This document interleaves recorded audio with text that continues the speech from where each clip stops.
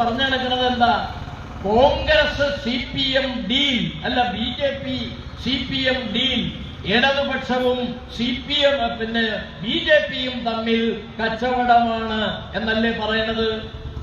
ഞങ്ങളുടെ ഏതെങ്കിലും ഒരു MP BJPയിലേക്ക് പോയിട്ടുണ്ടോ? ഞങ്ങളുടെ ഏതെങ്കിലും ഒരു MP BJPയിലേക്ക് പോയിട്ടില്ല. എന്നാൽ 5 കൊല്ലത്തിനുള്ളിൽ, ഈ കഴിഞ്ഞ 5 കൊല്ലത്തിനുള്ളിൽ 20 മുതൽ 25 വരെയുള്ള 5 കൊല്ലത്തിനുള്ളിൽ 112 MP-മാർ കോൺഗ്രസ് ആയിരുന്നവർ BJP ആയി ഇപ്പൊ നിൽക്കുക. 112 MP-മാർ, 80 MLA-മാർ കോൺഗ്രസിൽ നിന്ന് കോൺഗ്രസ് ആയിരുന്നവർ ഇന്ന് BJP ആണ്. 126 മുൻ MLA-മാർ, അതിൽ CPM-ന്റെ LDF-ന്റെ MLA-മാരില്ല, ex-MLA-മാരില്ല. 126 ex-MLA-മാർ കോൺഗ്രസ് ആയിരുന്നവർ ഇന്ന് BJP ആണ്. 12 മുൻ മുഖ്യമന്ത്രിമാർ, കോൺഗ്രസിന്റെ മുൻ മുഖ്യമന്ത്രിമാർ ഇന്ന് BJPയുടെ നേതാക്കന്മാരാണ്. നിരവധി ക്യാബിനറ്റ് മന്ത്രിമാർ, കേന്ദ്രത്തിലെ ക്യാബിനറ്റ് മന്ത്രിമാർ നിരവധി പേർ, പ്രതിപക്ഷ നേതാക്കന്മാർ നിരവധി പേർ.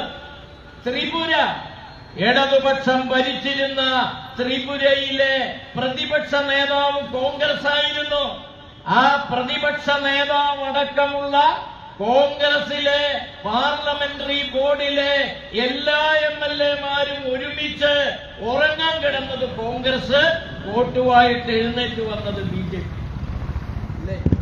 ഞാൻ ആ കഥകളിലേക്ക് കൂടുതൽ കടക്കുന്നില്ല.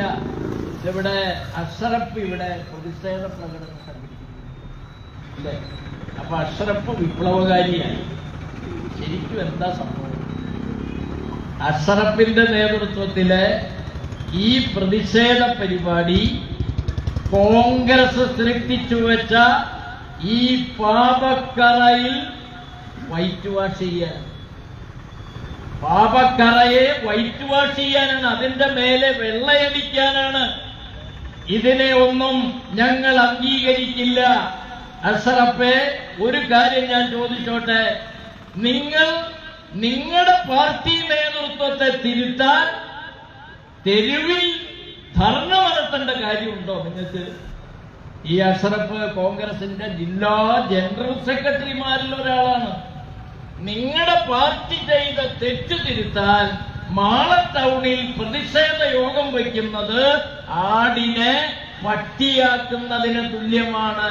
കോൺഗ്രസ് ചെയ്ത ഈ വൃത്തികേട്, രാഷ്ട്രീയ ചുംബത്തരം, ഈ രാഷ്ട്രീയ കൊലപാതകം, ആ രാഷ്ട്രീയ കൊലപാതകത്തെ, കൊലയാളികളെ രക്ഷിക്കാനാണ് അഷ്റഫിന്റെ നേതൃത്വത്തിൽ ഈ പ്രഹസനം മാളങ്ങാടിയിൽ നടത്തി പത്രസമ്മേളനം നടത്തിയത്.